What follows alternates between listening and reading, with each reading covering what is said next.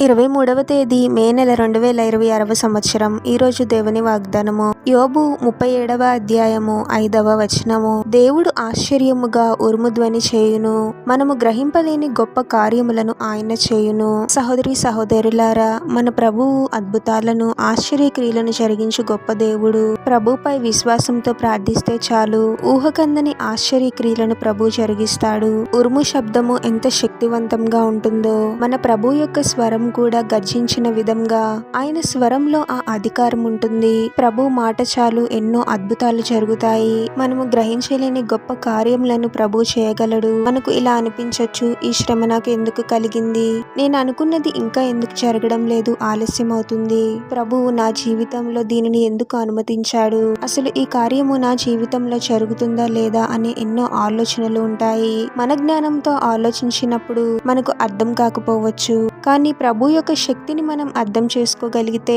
దేనికి మనము భయపడము, ప్రభుపై సంపూర్ణంగా విశ్వాసాన్ని కలిగి ఉంటాము. ప్రతి విషయం మనకు వెంటనే అర్థం కాకపోవచ్చు, కానీ ప్రభుపై విశ్వాసాన్ని కలిగి ఉన్నప్పుడు అవే మెల్లగా అర్థమవుతూ ఉంటాయి. మీకు ప్రస్తుతం అర్థం కాని విషయాలు ఎన్నో మీ జీవితాలలో జరుగుతూ ఉన్నాయేమో. ఎందుకు జరుగుతున్నాయో ఎవరిని అడగాలో తెలియక లోపల తీవ్రంగా ఆలోచిస్తూ ఉన్నారేమో. ఇప్పుడు మీరు గ్రహించకపోయినా తగిన సమయంలో ప్రభువే మీకు బయలుపరుస్తాడు. ఏ పరిస్థితి ఎలా ఉన్నా ప్రభుపై సంపూర్ణంగా విశ్వాసాన్ని కలిగి ఉండండి. మీరు గ్రహించలేని గొప్ప కార్యములను ప్రభు తప్పకుండా మీ జీవితాలలో జరిగిస్తాడు. ప్రార్థన. పరిశుద్ధుడు వగు ప్రభువా, మీ పరిశుద్ధమైన నామమునకు తరతరములు యుగయుగములు మహిమ కలుగును గాక. మరొక నూతన దినంలోనికి మమ్మల్ని క్షేమంగా ప్రవేశింపచేసిన దేవా, మీకే స్తోత్రం తండ్రి.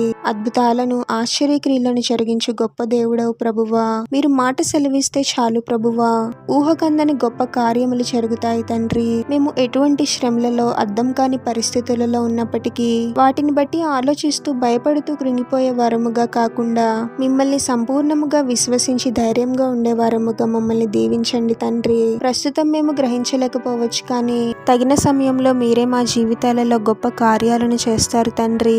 ప్రతిదినము విశ్వాసంలో బలపడుతూ మీరు నిర్ణయించిన సమయం కోసము ఓపికతో విశ్వాసంతో కనిపెట్టే వారముగా మమ్మల్ని దీవించమని ప్రార్థనలో ఏకీభవిస్తున్న ప్రతి ఒక్కరిని పేరు పేరున దీవించి ఆశీర్వదించి అభిషేకించమని, వారు చేసే ప్రతి పనిలో మీరే వారికి తోడుగా ఉండి వారిని అన్ని కీడుల నుండి అపాయముల నుండి మీరే వారిని రక్షించమని ఈ మా మనవులన్నీ యేసుక్రీస్తు వారి పరిశుద్ధ నామంలో అడిగి వేడుకొనుచున్నాము తండ్రి. ఆమేన్.